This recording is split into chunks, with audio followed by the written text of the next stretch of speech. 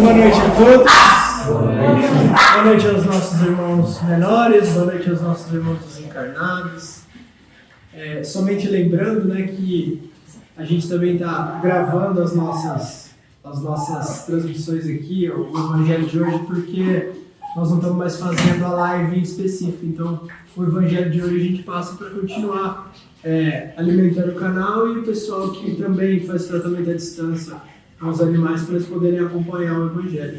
Então, se em algum momento a gente falar olhando para lá, é porque tá o Evangelho aqui também.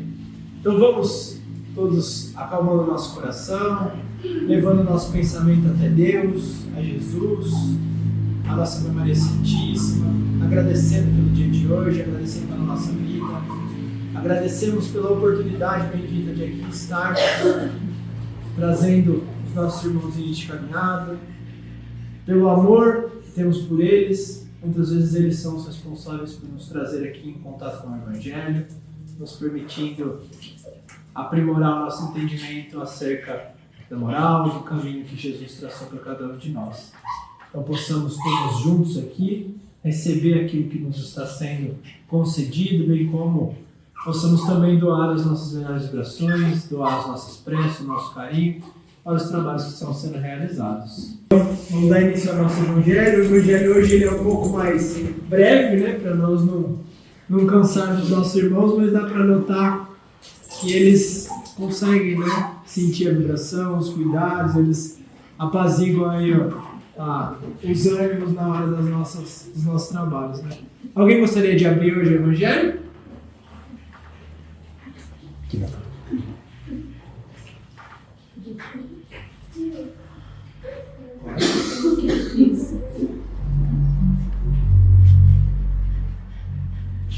Então a Natália abriu para nós no capítulo 18.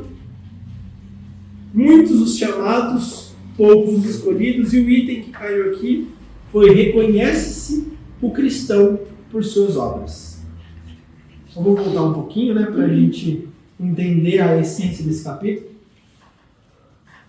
Muitos os chamados e poucos os escolhidos. Então essa passagem, esse capítulo, ele se inicia com uma parábola, que é a parábola do festim de núpcias. A parábola do festim de núpcias é aquela em que o Senhor, ele convida, né, para as núpcias de seu filho, que é o casamento do seu filho, ele convida seus amigos, as pessoas do seu convívio. E ali aqueles indivíduos, eles não aceitam, né? Uns vão para a sua casa de campo, outros para os seus afazeres, outros, cada um dando as suas desculpas, né? Então aquele senhor fica chateado e pede para os seus servos irem às ruas e chamar quem eles quisessem, né?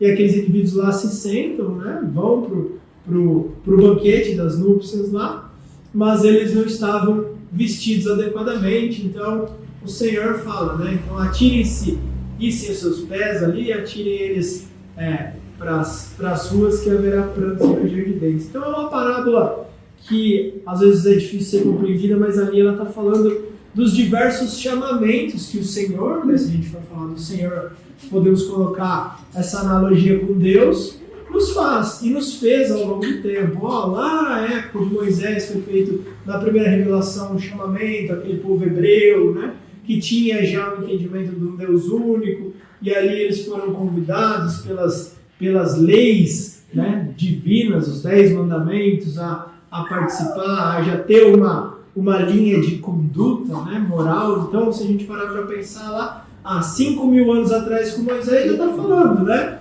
Amar a Deus sobre todas as coisas, amar o Senhor seu Deus de todo o seu coração e assim por diante, e amar ao próximo como a si mesmo. Não matar, não adulterar e assim por diante. Quantos mil anos? 5.000 anos para trás. E a gente está ainda cometendo os mesmos erros, né? Aí teve um segundo momento, né? Veio em carne e osso aqui para nos orientar, para nos trazer, né, um sentido novamente de tudo aquilo que já tinha sido revelado, o próprio governador planetário. Jesus, né, vem e vai ressignificar tudo aquilo que foi trazido, dar um novo entendimento para nós, né, nos ensinando a lei do amor, a humildade, há 2.000 anos atrás. E a gente O que fez com ele? Crucificamos Jesus, né? Lancetamos ele e assim por diante, e ainda estamos aqui atingindo aí, quem sabe, um pouquinho melhor, mas cometendo os mesmos erros. Então, no momento onde a humanidade precisava de um pouco mais, né, já tinha capacidade de compreender um pouco mais, a espiritualidade superior fala, olha, vamos dar uma nova injeção de ânimo às pessoas, né? Eles já não estão mais suprindo as nossas necessidades somente aquilo que foi trazido. Então, a espiritualidade veio através do espiritismo, né? Através das vozes daqueles que aqui estavam e que retornam à vida verdadeira, explicar para a gente o funcionamento de tudo, né? Trazer para nós uma religião, uma ciência, uma filosofia que traz o entendimento das questões existenciais mais profundas, de onde viemos, quem somos, o que estamos fazendo aqui, para onde vamos. Então nós estamos sendo chamados. Hoje, se a gente parar para pensar, que lugar do planeta não conhece Jesus? Pode ser que em determinada religião não seja ele o Messias ou, vamos dizer, a referência principal, mas eu acredito que não haja alguém que nunca ouviu falar de Jesus, né? A mediunidade, ela não é circunscrita aos espíritas. Ela se manifesta em qualquer classe social, em qualquer lugar do planeta. Então, esse intercâmbio onde os nossos irmãos estão trazendo informações, estão trazendo um norte para nós, isso é possível em qualquer religião. Então, está sendo dito nesse capítulo assim, estão sendo muitos estão sendo chamados, nós já fomos chamados em diversas etapas da nossa existência, mas não fomos escolhidos. Mas será que nós somos escolhidos por alguém? Porque dá a entender que quando a gente fala os escolhidos é alguém que está lá numa posição superior, falando você passa à direita, né? As ovelhas passam à direita, os bodes à esquerda e vão cada um para o seu lugar, né? Não. Quem se escolhe somos nós mesmos. Por quê? Porque nós temos o caminho. Foi dado por Moisés, lá com os 10 mandamentos, foi trazido por Jesus, na lei do amor. O Espiritismo está trazendo através da prática do amor e da caridade, né? E todas as religiões, né, uma vez que o conceito básico de religião é religar, né, é ligar a algo maior, né, é trazer o sentido de coisas boas, né? Toda religião também prega isso, apesar de os indivíduos, de nós, muitas vezes distorcemos o conceito fundamental. Então, esse sentido de religião, de chamamento, nos dar o caminho que vai nos conduzir para um lugar, para um estado melhor.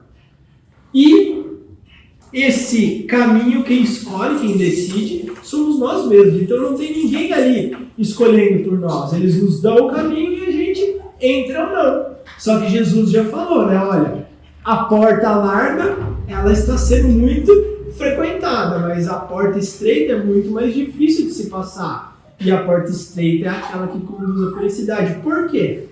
Porque a porta estreita é um caminho onde nós temos que vencer as barreiras. Tanto as barreiras do mundo, né? Mas as nossas barreiras também. As paixões que nos dominam, né? Os prazeres que estão à nossa disposição muitas vezes nos seduzem e nos desviam do caminho certo. Portanto, a porta estreita é aquela que nós teremos que nos esforçar, que domar as nossas más tendências, domar muitas vezes os nossos ímpetos para poder, né, participar, para poder seguir pelo caminho certo.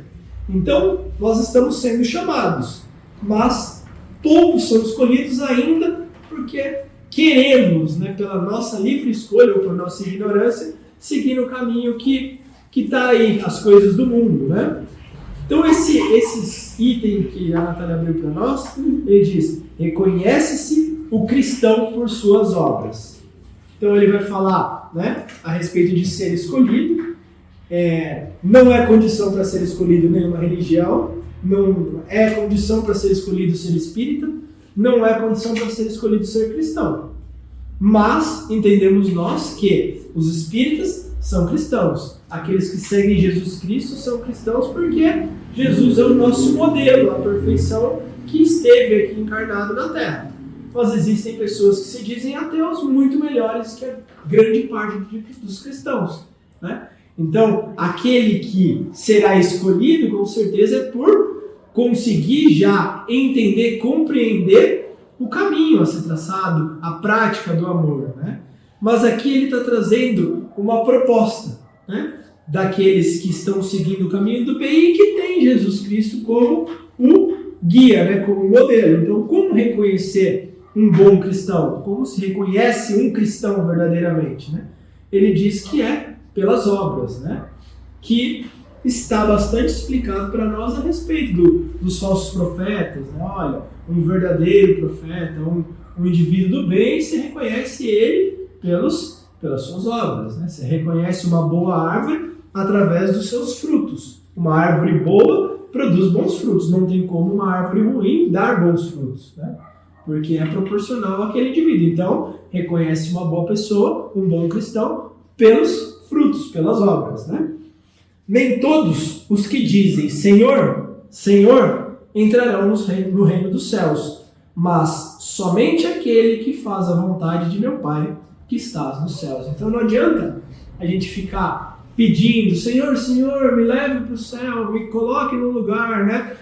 A mãe dos filhos de Zebedeu, né, falaram lá para Jesus, Senhor, né, por favor, coloque um filho meu à sua direita e o outro à esquerda. Jesus parou e falou, olha, será que eles vão beber o cálice que eu bebo? E o que ele quer dizer? Eles vão fazer o que eu estou fazendo? Eles vão ter essa força, essa envergadura moral para conseguir trilhar o caminho que eu já consigo? Eles podem se sentar ao meu lado, né? Eles podem se colocar na posição em que hoje eu ocupo, mas para isso eles vão ter que trabalhar no bem e no amor, né? Escutai essa fala do mestre. Vós todos que rejeitais a doutrina espírita como obra do demônio, abri vossos ouvidos, porque é chegado o momento de ouvir. Basta, então aqui, vamos dar uma paradinha, né? Esse é um ponto bastante importante. Em especial, acredito que todos nós que hoje estamos vivenciando um trabalho, atividade na casa espírita, já ouvimos, né, que o espiritismo é obra do demônio, né, lobo em pele de cordeiro e tantas outras falas que muitas vezes em até outro momento impediu algum de nós de aqui estarmos até antes, né? E quantos aí não têm vamos dizer assim, a bênção de poder estar hoje recebendo as informações que o espiritismo nos possibilita. Então, esses dogmas, esses misticismos, essas ideias falseadas, né, elas impedem muitos de estarem em contato com algo que abre o nosso pensamento, que permite, quem sabe, até mesmo nos tornarmos cristãos melhores através realmente da compreensão, né? Eu falo por mim que eu vim de uma religião tradicional, nunca consegui compreender porque aquilo não me respondia às minhas dúvidas. E somente depois de adulto no espiritismo eu tive a possibilidade de compreender. Chegou um momento que eu até não acreditava mais em Jesus, achava que era uma historinha, uma parábola. Então, acaba que através do entendimento, nós vamos... Porque não tem como você falar, viu, vamos falar de Adão e Eva. Eva saiu da costela de Adão, ela come um fruto proibido, aí eles são expulsos do paraíso, aí eles têm Caim e Abel, Caim mata Abel, aí Caim vai para um lugar e de lá sai toda a nação que nós temos hoje. Como? De onde? Você tinha Caim, Abel, Adão, Eva, um mata o outro, e onde que tem uma mulher, onde tem uma outra população, se eram dois indivíduos gerando todos nós? Então são histórias, né, que parecem fictícias, e se não tiver um entendimento por trás daquela parábola, daquela mensagem, que é o que o Espiritismo nos traz, falando, olha, Adão e Eva é uma representação de um momento da humanidade onde aquelas pessoas, né, através do conhecimento, saíram daquele paraíso e foram buscar conhecimento, e assim por diante, que é uma outra conversa. Então nós vamos tendo subsídio, embasamento para a compreensão de que a Bíblia não está errada, mas ela está subutilizada, né? Nós queremos ler aquilo como uma história real, e não, aquilo é uma é uma ideia onde nós conseguimos extrair muito conhecimento, mas não é literalmente que nós podemos entender isso. Então, o que ele traz para nós? O Espiritismo, da mesma forma, foi uma oportunidade que nós, humanidade, estamos tendo de receber através dos Espíritos, eles trazendo para nós, olha, é assim que funciona a coisa toda. Não, o que Moisés falou não está errado, o que Jesus falou também não está errado, não, o Espiritismo não vem também desmentir, né, ir contra tudo aquilo que já nos foi trazido. Somente o Espiritismo hoje, assim como outras ciências vieram explicar algumas coisas não conhecidas, o Espiritismo vem nos explicar a ciência do Espírito. Que Espírito? Nós.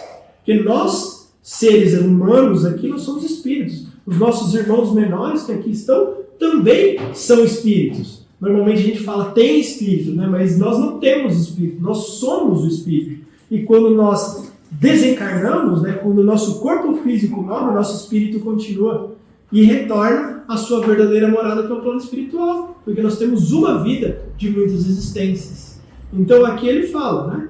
Que não podemos ir nessa ideia de que o Espiritismo é coisa do demônio, não, pelo contrário, né? Coisa de Jesus, de Deus, que vem nos possibilitar hoje entender ainda mais.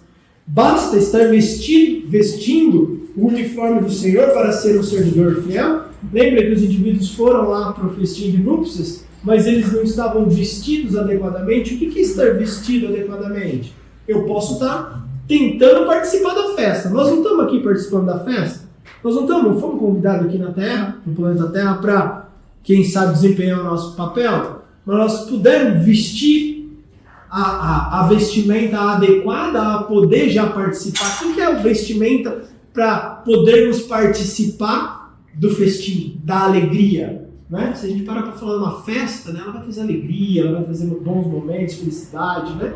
Que é aquele que atingiu um estado de espírito que ele desfruta dessa alegria, dessa felicidade.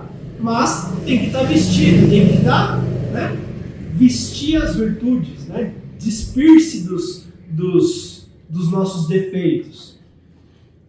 Então não adianta eu só falar Senhor, Senhor, Senhor, ou estar aqui sem estar vestido, não vou poder participar da festa, né? Então, dizer sou cristão para seguir Cristo? Não, para seguir Cristo é muito mais do que dizer que nós somos cristãos. Seguir Cristo, ele implica em muitos deveres, né, quanto às nossas condutas, né? Procurai os verdadeiros cristãos e os reconhecereis pelas suas obras. Uma boa árvore não pode produzir maus frutos, nem uma árvore ruim produzir bons frutos. Toda árvore que não produz bons frutos é cortada e atirada ao fogo. Eis as palavras do Mestre. Discípulos de Cristo, do Cristo, compreendei-as bem. Quais são os frutos que a árvore do cristianismo deve produzir? Árvore poderosa, cujos ramos espessos cobrem sua sombra em torno dela? Os frutos da árvore da vida são frutos de vida, de esperança e de fé. Vou só ler mais um pedacinho, né? Porque acho que já deu pra gente estar e o nosso tempo é curto aqui. Então, o cristianismo, como faz há muitos séculos, prega sempre essas virtudes divinas. Ele procura espalhar seus frutos, mas com poucos os colhem. A árvore é sempre boa, mas os jardineiros são ruins. Então eu vou parar por aqui. O que ele está falando? O cristianismo em si, né? O que é o cristianismo? A gente confunde cristianismo com catolicismo. A gente confunde cristianismo com religiões. Cristianismo são indivíduos que seguem Jesus Cristo. Então, cristãos são católicos, são espíritas, são evangélicos, né? Todas as religiões que seguem Jesus Cristo são cristãos. Né? Lá, quando Jesus, há 2000 anos atrás, ele veio trazer para nós, veio sendo a boa nova, a boa notícia dos céus para nós, né?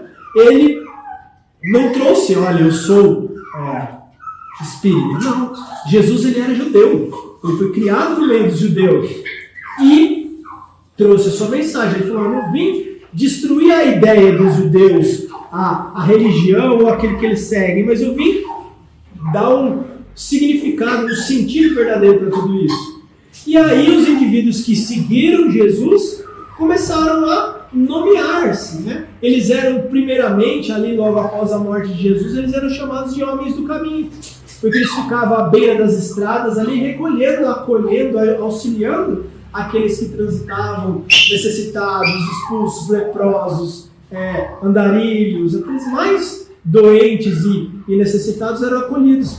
Depois formou-se a mansão do caminho, onde os apóstolos, ali, dando sequência, montaram uma casa de acolhimento, de auxílio. Então, se eu não me engano, foi Lucas que começou a chamar os amigos do caminho, os irmãos do caminho, de cristãos. E aí, nós hoje somos chamados cristãos. E muitos não sabem que os espíritas são cristãos, né? Falam, nossa, mas vocês falam de Jesus, de Maria? Sim, nós somos cristãos. A única diferença do espiritismo é que nós estudamos e, quem sabe, temos uma relação um pouco mais estreita com aquilo que acontece após a morte, né? Porque nós aqui também nos comunicamos, ou buscamos, através da comunicação com os espíritos, trazer a mesma essência, que é amor e caridade para os desencarnados e encarnados. Então, a essência desse capítulo é: como cristãos, nós temos o compromisso de agir bem, de nos, no nosso dia a dia, não só dentro da casa espírita, dentro da igreja, dentro do templo, mas em qualquer situação que a vida nos coloque, nós estarmos sempre agindo de acordo com o que Jesus nos ensinou, como verdadeiros cristãos, produzindo esses frutos que Jesus produziu, né? E que nos deu o caminho para que possamos também dar essa sequência. Então, nosso objetivo fundamental enquanto encarnados aqui é realmente isso, né? Trabalhar no amor, produzir esses bons frutos. No entanto, que um dos lemas fundamentais do Espiritismo é esse, né? Fora da caridade não há salvação. Sem a gente colocar esse amor em ação, nós não vamos evoluir, não vamos crescer, não vamos nos desenvolver. Alguém gostaria de falar uma coisinha? Comentar, complementar? Tudo certo? Batalha, deu certo? Tudo bem? Certo? Então, nesse momento nós vamos encerrar a nossa parte aqui da transmissão, né? Agradecendo aos irmãos que nos acompanharam, que possam se chegar até cada um daqueles que se encontram necessitados, nossos irmãos menores, o auxílio, a visita das nossas equipes espirituais, colocando aí as águas para serem frutificadas, o auxílio para os lares, os tutores, que Jesus possa abençoar cada um desses nossos irmãos.